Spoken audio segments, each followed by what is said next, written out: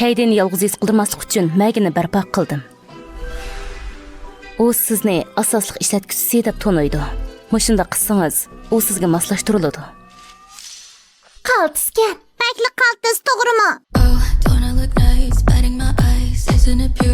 Sening asosliq vazifang Kaydining holdan xabar olish, jismoniy ham ruhiy jihatdan yaralanishning oldini olasan. 1, 2, 3, 4 barmoq tekkizish. Barmoq tekkizish. Hech kim sizga ziyonkashlik qilolmaydi. Sizni yaxshi ko'raman. Məgeni haqiqiy odam emas Kaydi. Uni undaq deysangiz bo'lmaydi.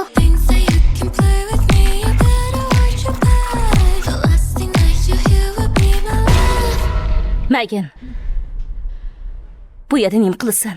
Uxlayolmadim. Kasbiy odat. Yo'q, qo'yib.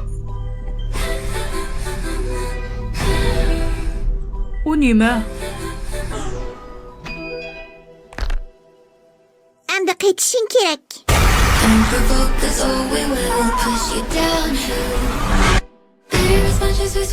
Sizga mangu hech kim ziyonkashlik qilolmaydi.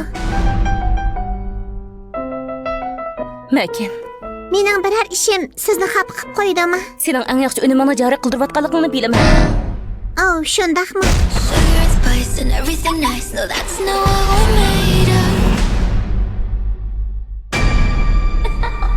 Məgin? Baby dolls kill.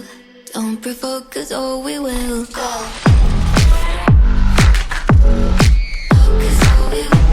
Onu to'liq o'chirib o'tishimiz kerak. Voy anamay, men tex sizni do'st deb o'ylabdiman. Mening texim yangi xo'jayinim bor bo'ldi. Men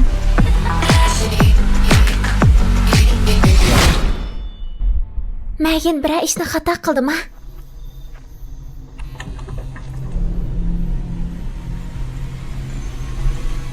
Bu qandoq ish?